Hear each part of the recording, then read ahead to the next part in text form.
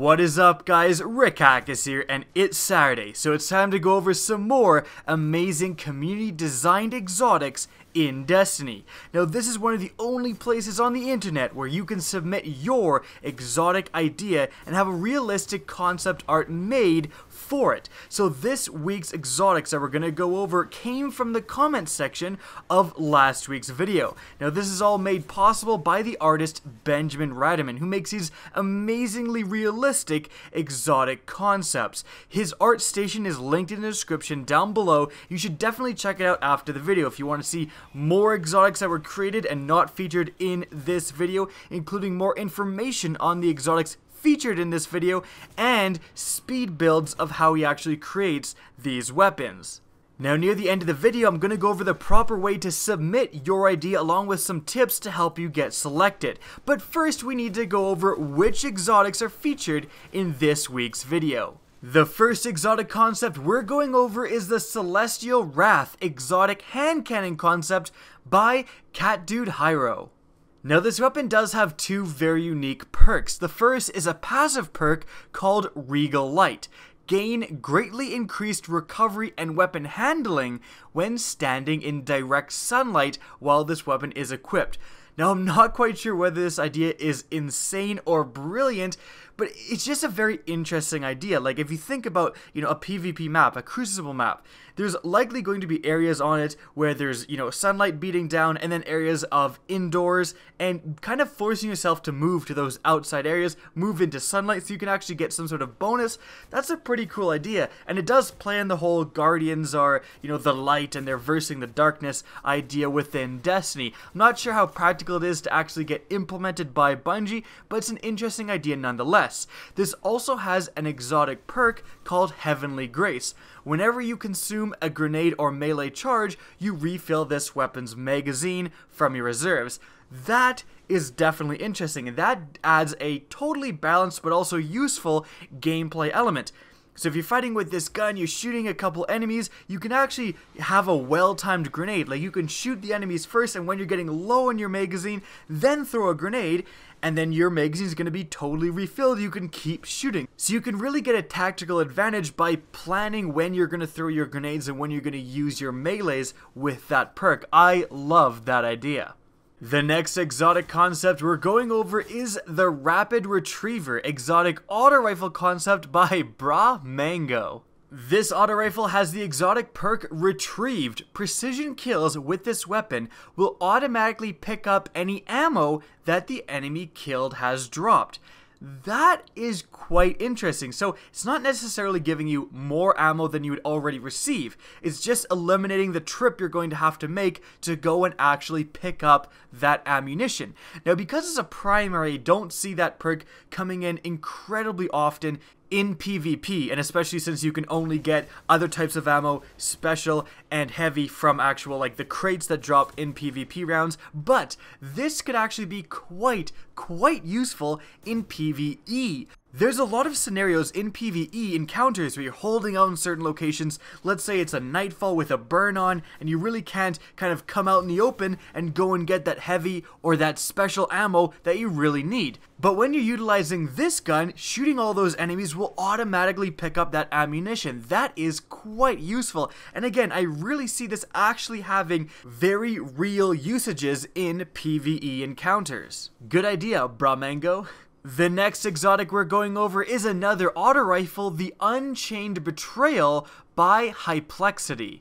Now, this crazy looking gun has the exotic perk called Unleash the Beast. Rounds fired from this weapon that slightly miss the target will create a small explosion, doing a small amount of damage to that target and any other targets nearby. The interesting thing is that it isn't just a pure miss. They don't explode automatically. They only explode if the explosion radius will still actually hit that target. So if you're engaging a target, let's say on PvP, you're engaging another Guardian, and you shoot kind of at his feet on the ground, it will explode out and do a little bit of damage to that Guardian. Or if he is standing near a wall and you shoot just past his shoulder and it hits the wall behind, it will explode explode and again still touch. As long as it can, the explosion radius can reach that initial guardian, it will still explode out and do damage to him. So obviously very useful if you can make your missed shots actually still do a little bit of damage. That's obviously going to help you win certain gunfights. Being able to just randomly damage other enemies that may be nearby and maybe within the explosion radius is useful as well. I can actually see scenarios where you're purposely shooting at the ground when a bunch of thralls are charging you, for example, so you get those explosion radiuses and you can damage a bunch at once. It's definitely a cool and unique idea.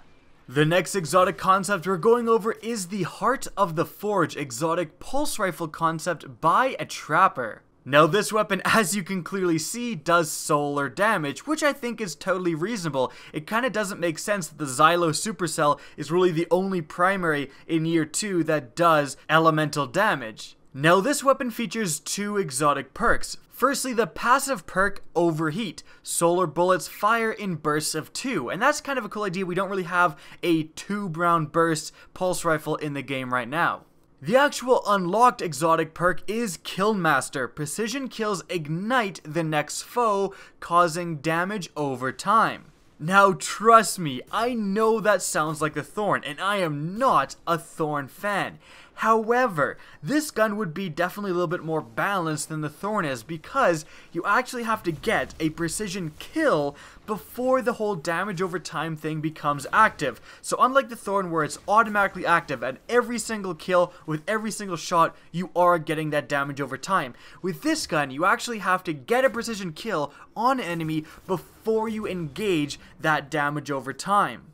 And as long as that damage over time does a reasonable damage, then it won't be overpowered in PvP. And in fact, this, again, because you have to get the precision kill first, really kind of lends itself to not being overpowered. I actually see this having kind of more of a place in PvE. Firstly, it is an elemental damaging primary. Very, very useful in PvE encounters. And secondly, getting that precision kill to initiate all of that damage over time doesn't matter as much in PvE encounters. Killing a thrall to then put a bunch of damage over time on a boss is not that hard to do. It's a much more practical thing to ask in PvE, and I actually would really want to use this gun in PvE encounters. Now the last weapon we're going over is something I'm very excited about. The Cult's Determination exotic sniper rifle concept, again by Bra Mango. Now this gun, is exactly what we need in Destiny. A future war cult exotic. There should be faction exclusive exotics in the game. That's actually going to make what faction you pick a very important decision within the game. Now apart from looking absolutely awesome, this weapon is going to have the exotic perk Determination. Precision kills grant bonus melee damage, a boost to top sprint speed, and invisibility.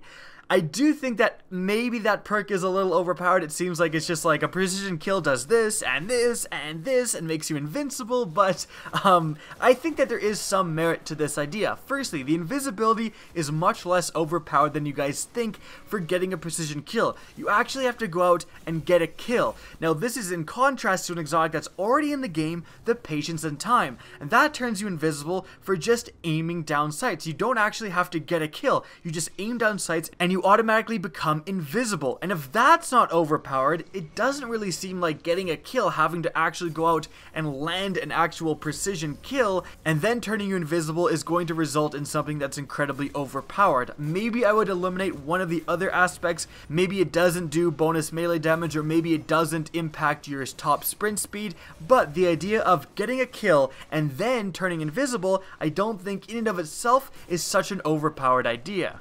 And it really does lend itself to the whole stealth sniper idea, being able to get a kill, turn invisible, and then relocate, you know, kind of escape from that area. It actually lets you play like a sniper, kind of on the outskirts of the map, picking off your enemies with skill. Now that's it for the exotics showcased in this week's video. If you want to submit your exotic ideas, weapons, and armor and want the concepts to be made for them, all you need to do is reply to the thread of one of the comments I'm going to leave in the comment section down below. So my comment will say very clearly, post your exotic idea here. And then it's going to also outline, make sure to read my entire comment because again, it outlines the things that you should include in your submission. Remember to not spam and also to upvote that comment so people can easily see it. Now some tips for getting picked. Firstly, make sure that your idea isn't overpowered. Getting an overshield whenever you get a precision hit is overpowered. Doing more damage is usually going to be overpowered. Also make sure it's semi-realistic within Destiny. Getting a precision kill and then turning into a bear is cool, but it's not ever going to be something that's actually implemented into the game. Additionally, Benjamin Radaman is actually going to make his own comment, and he's actually going to post his concepts as he makes them in reply to that comment. So that's a great place to go back to and check to see if your ideas have been selected. Now remember, if you're enjoying these videos and you're submitting your ideas, please remember to help out this series by simply rating or sharing this video. Now if you want to see more Destiny content similar to this and don't want to miss out on next week's video, don't be afraid to slap that subscribe button. Now if you want to get in touch with me and keep up to date with the latest channel activity, the best way is to follow me on Twitter. That's linked in the description down below, as is my Twitch channel, which you can also follow. Again, I hope you enjoyed the video, and as always, have a good day.